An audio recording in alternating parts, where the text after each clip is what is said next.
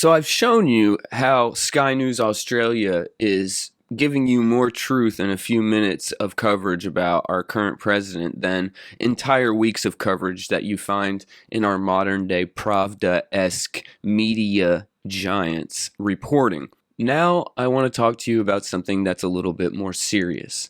We've gone over several times about how we have predicted the origins and the possibility that it was created and and how we were going over that stuff in November, December 2019. Well, the mainstream media has been slowly catching up to that, and so it's become okay for us to talk about it. And in the spirit of it becoming okay for us to talk about the possibility of these things happening, I want to go over this Sky News report where they have unearthed an old Chinese propaganda piece about the opening of the lab in Wuhan. And they go over a lot of things that, could be seen as, the CCP bragging about the wonderful things they're doing at the time when this is created.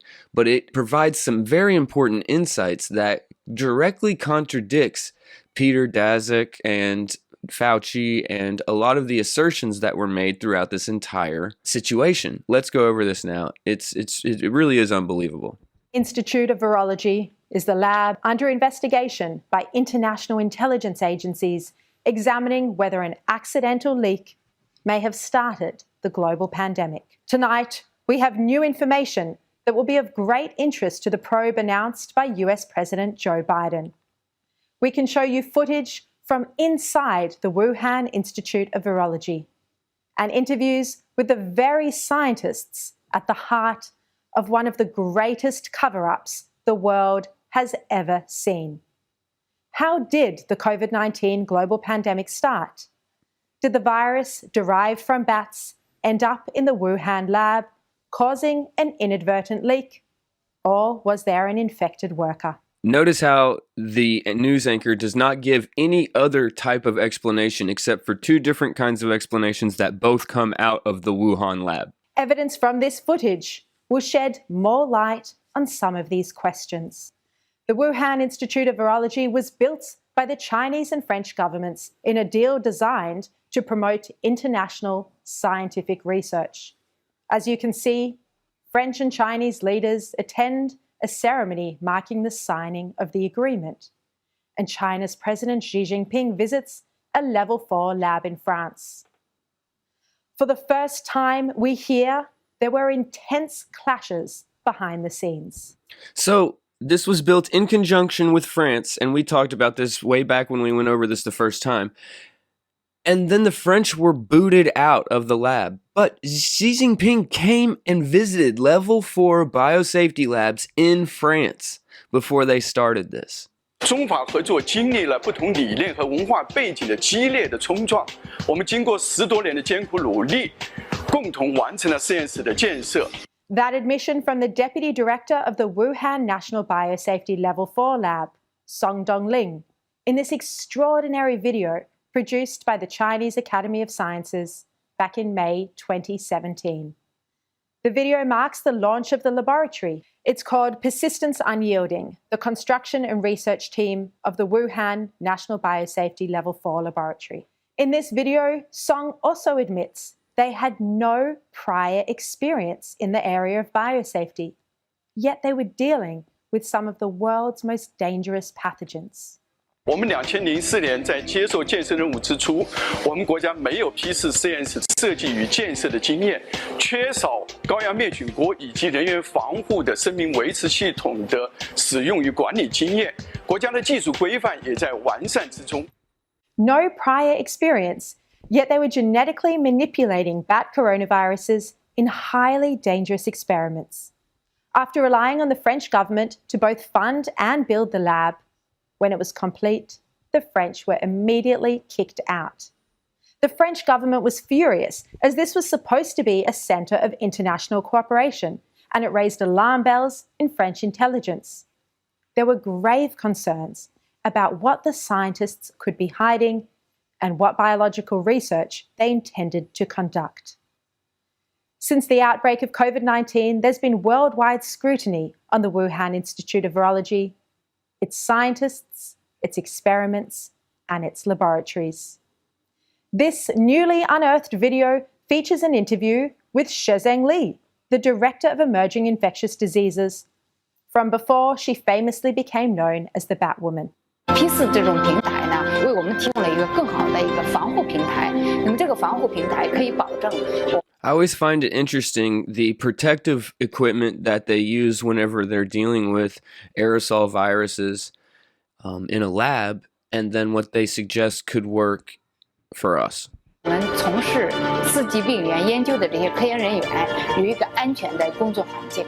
And we learn for the first time just how many bat samples Shezheng Li's team had collected. 石正丽研究团队10年如一日，在我国及非洲多地采集15000余份蝙蝠样品，追踪 SARS 病毒源头，并分离出多种新型病毒。So even if, again, we've been over this several times, but even if this wasn't a result of a gain-of-function experiment, it most certainly could have been one of the 15,000 CVs that have been identified out of these caves by the Wuhan lab. Now, it would be very easy for the rest of the world to compare the sequence of the SARS-CoV-2 to the database that the Wuhan lab had developed, had indeed been given millions of dollars by the French, the European Union, and the Americans to develop. But for some reason, that database isn't accessible, and we're going to go over that. 15,000 bat samples. The Wuhan Institute of Virology's virus databases were all wiped from the internet starting on September 12, 2019. Shezheng Li claimed they had been the subject of hacking attempts. Well, we're hearing this a lot, right? It seems like anytime some deep state stuff is going on, oh, we were the subject of a hack, and so everything's disappeared. We heard that over the Hillary things. We heard that CrowdStrike. We heard that for all the latest hacks. We've heard politicians say that their Twitter was hacked, and it turned out not to be true. This hacking excuse, everything was hacked, attacked. So evidently, they experienced all this hacking on the database, and so they just had to remove it from the internet. Okay, that's fine, but you still are going to give it to the other scientists in the field in the rest of the world, right? But they've never been re-uploaded or made available to any investigating agencies. Even worse, the World Health Organization experts investigating the origin of the pandemic didn't even ask for access to the virus database. As one of the team, Peter Daszak, confirms here, while others nod their heads. And we've been over Peter Daszak, however you want to say his name. He is up to his eyeballs in this. He is the head of EcoHealth Alliance, who was indirectly funding the research at the Wuhan lab through the National Institute of Health and Anthony Fauci, and he is scared to death. There's a guy that used to be on the internet all the time, a lot of people used to follow, and he used to always tell you to keep an eye on the loudest ones. This guy has been so loud throughout this entire thing, and it's like almost everything he has said has been inaccurate, incorrect, or an outright lie. If I were an investigating body, this man would be who I would be looking for as the linchpin from the United States of America to the Chinese government. I asked the question in front of the whole team, both sides, while we're at the Wuhan Institute of Virology, about the so-called missing database. What we were told by Shezheng Li was that there'd been hacking attempts on it, about 3,000 hacking attempts, and they took down this 3,000 hacking attempts. 3,000 hacking attempts. Why didn't you take it down after, I don't know, the 10th or the 1,000th? Or the 2000th. It took 3,000 hacking attempts for you to pull the database down? Or was it time to pull the database down? Excel spreadsheet database. Absolutely reasonable. We did absolutely reasonable that something would be hacked 3,000 times before they would take it down. And then they take it down and they say, we can't provide you with the information that we took down. And this man says absolutely reasonable. This is the head of the investigation into the origins of the virus, according to the WHO. Also the head of EcoHealth Alliance, who was funding the research at the Wuhan lab. Not asked to see the data. It is shocking. The World Health Organization didn't even ask for access to this database, which in 2017 may have had over 15,000 bat samples. This amazing video I'm bringing you tonight has been unearthed by a team of underground detectives who relentlessly investigate the origins of COVID-19. They call themselves Drastic. Their contribution... Drastic, just another group of crazy conspiracy theorists that, keep ending up correct over and over again. The origins question has been arguably greater than that made by intelligence agencies or government officials, who very sadly... Let me tell you something, guys. When we all unite and we all are working towards the same goal, all of us who can function on the interwebs, we are better, faster, and larger than any intelligence apparatus on the face of the planet. The only way to keep us from being that good is to keep us divided. And that's something we're really going to have to focus on, because one good way to keep people divided is by keeping them focused on 100 different, quote, conspiracy theories, 100 different truth rabbit holes, 100 different branches of the tree. And what's happening is we're losing track of what is it that they're distracting us for. They're distracting us because they want us divided.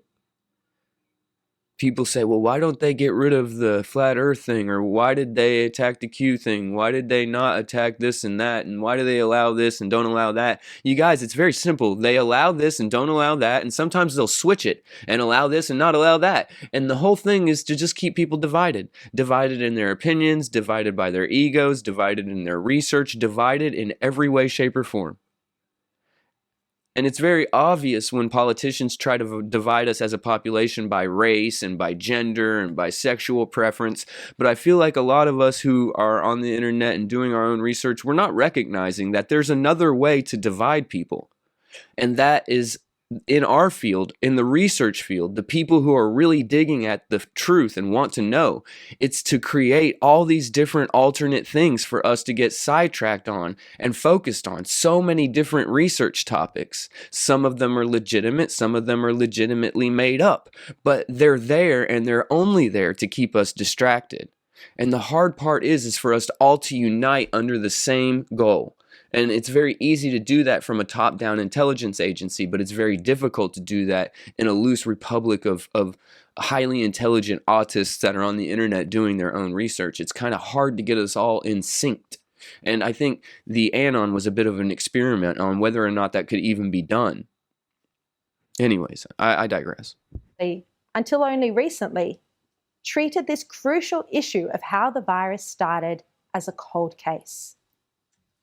Or perhaps they just accepted the line that it was a naturally occurring virus, even though COVID-19 has claimed 3.7 million lives and counting.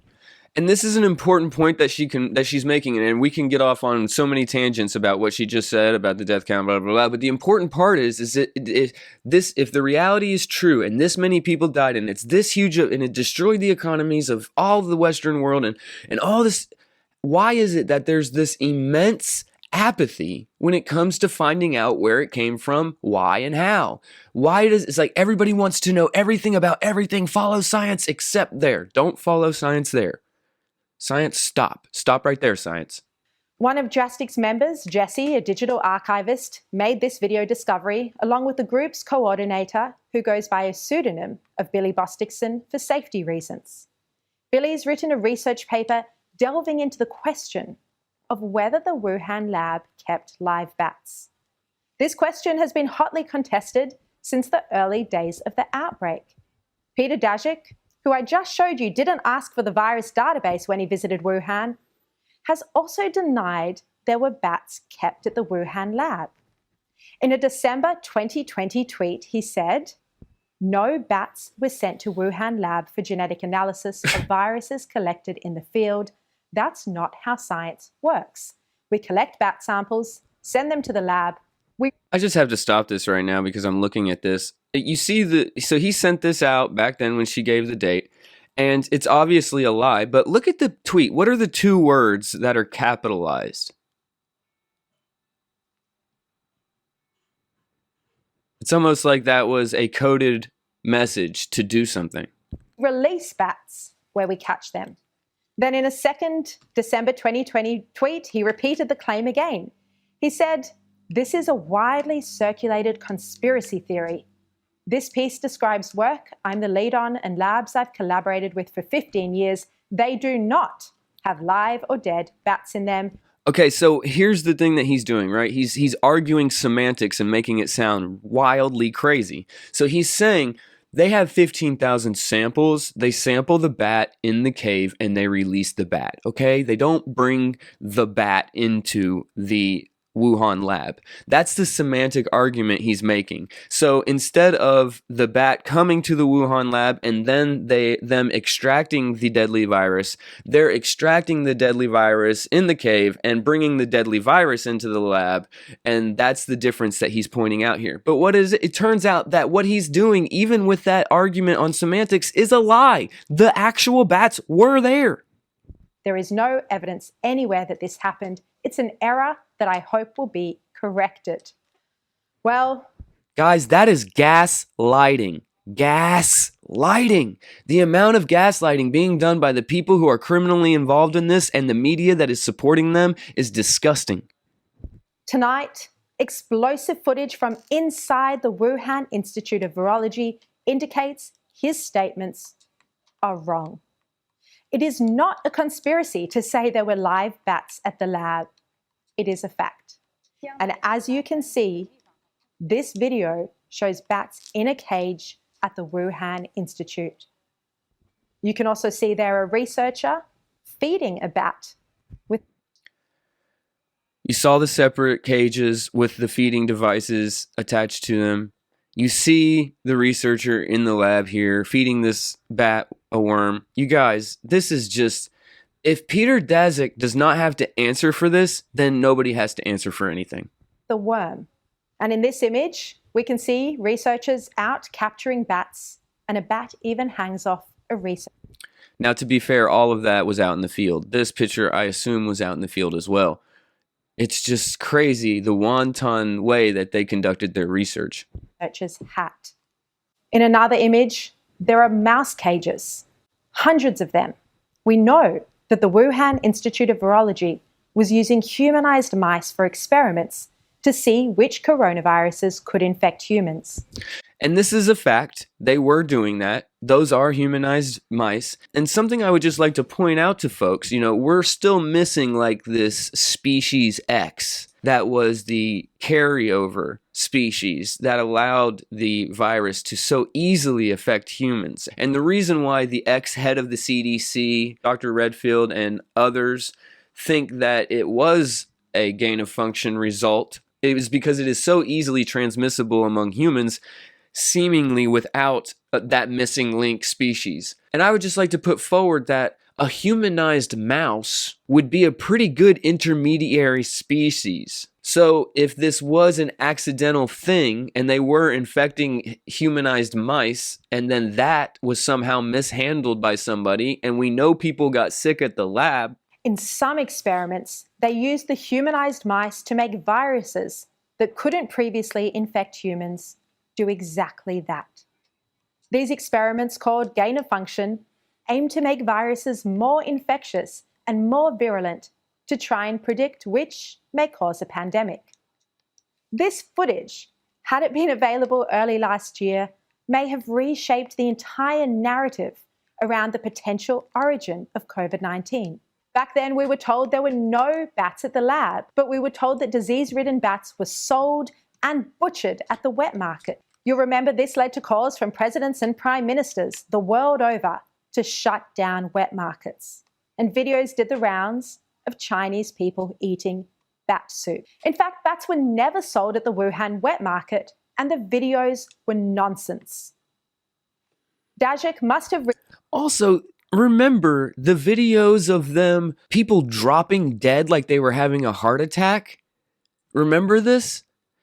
There were videos that came out of China that were allowed to leak onto social media that were blatant fear-mongering propaganda pieces we know now of these poor Chinese people just dropping dead in an intersection from the CV. All of that was targeted propaganda, and you have to start to ask yourself, as all of these things come together and start to paint a picture, what are you looking at? Realized his public statements from December 2020 were wrong. when he claimed it was a conspiracy to say there were bats in the Wuhan lab. He said, "We didn't ask them if they had bats. I wouldn't be surprised if, like many other virology labs, they were trying to set up a bat colony." So after he walks his comments all the way back, after his outright lies, he comes back and does this. It's kind of like the news companies, how they fact check themselves many weeks later and they put the correction in the back of the paper. However, it's insane for him to sit here and act like, oh, well then they were probably setting up a bat colony.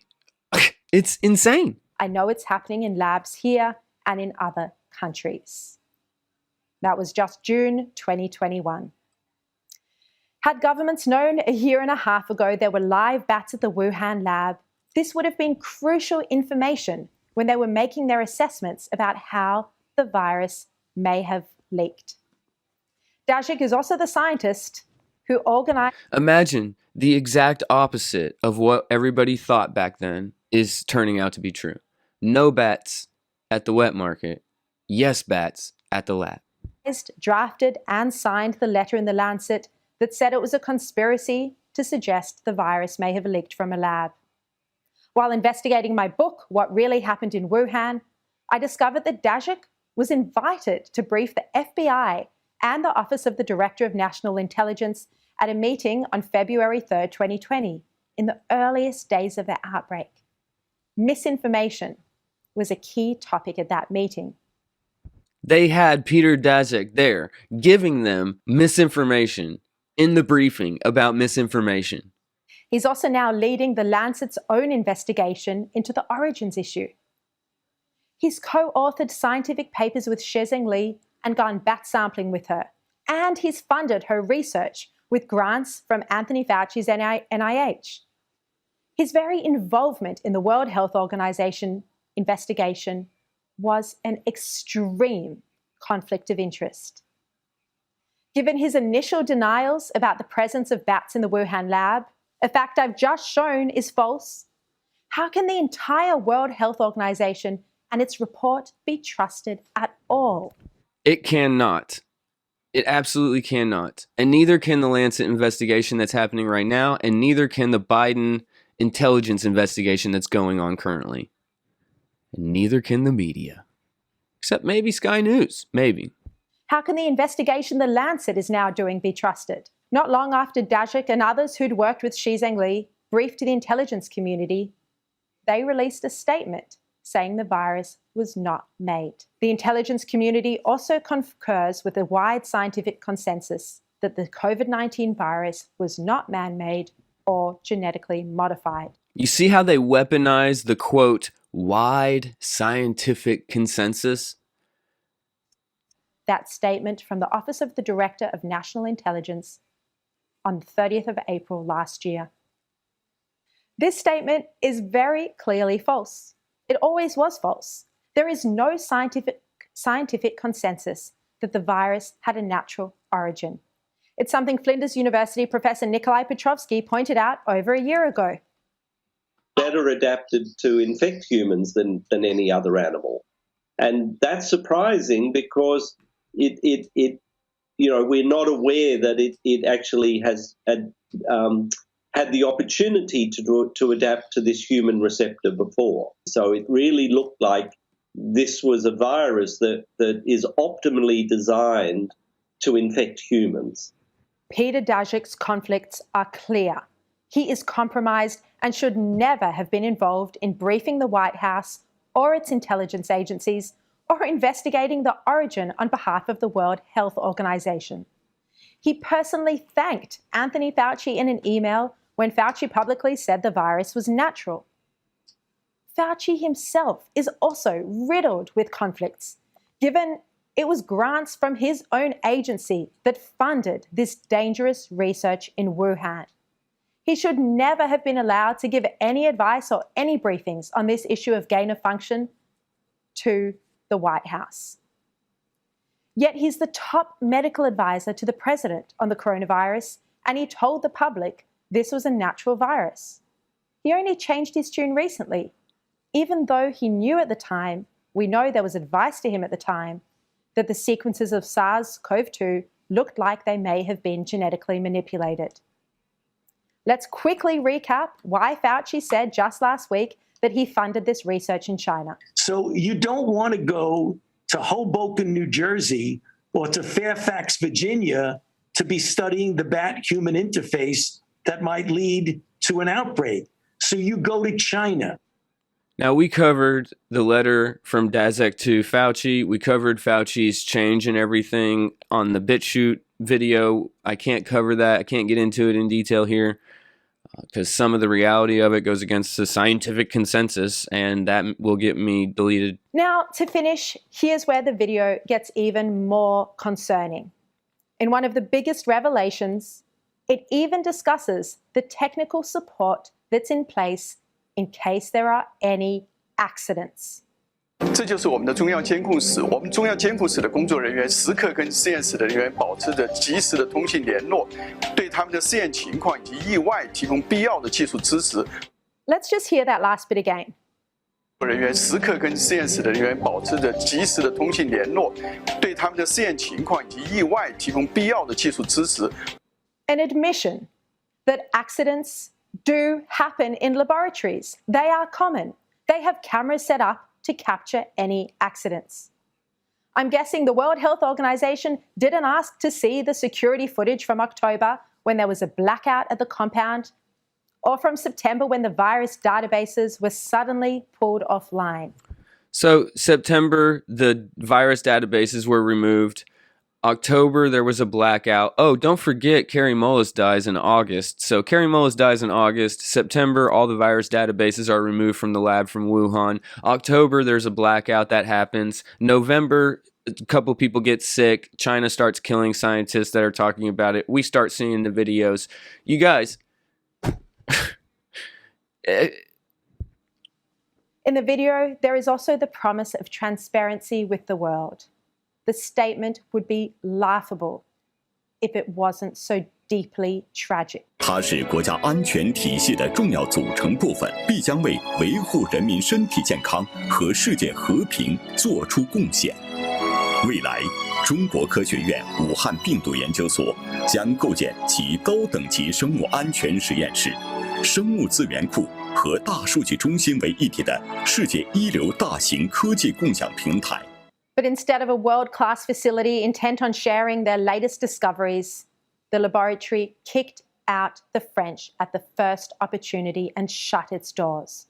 And now, since the outbreak, we have seen an extreme and breathtaking cover-up from China in relation to this laboratory and the viruses the scientists were working on. We've also seen senior scientists who were supposed to be advising the World Health Organization, supposed to be investigating the origin of the pandemic, allow China's propaganda to continue unchallenged and fail to truly interrogate whether the virus was a lab creation or whether it naturally made the jump from a bat to a human, perhaps from one of the bats that were inside cages at the Wuhan Institute of Virology itself. It's like we need to talk about bats in cages. Everybody always wants to talk about kids in cages. We should be talking about bats in cages. Ay caramba. So, this was just an important piece that I wanted to bring to you guys because it is dropping some really heavy truths that the American media is not, I don't think, ever going to drop. It also highlights just how huge the propaganda bubble is that we're living in right now, where Sky News Australia is more likely to tell you about how our president was observed internationally at the G7, and Sky News Australia is more likely to tell you investigatively what the truth is around the current state of the investigation into the origins of the CB. It's disheartening, but it's a reality, and that's why I wanted to bring it to you guys. Love y'all. Like, share, subscribe to the channel. If you'd like to donate to the channel, all the ways to do so are in the pinned comment below. I will catch you guys next time. Peace.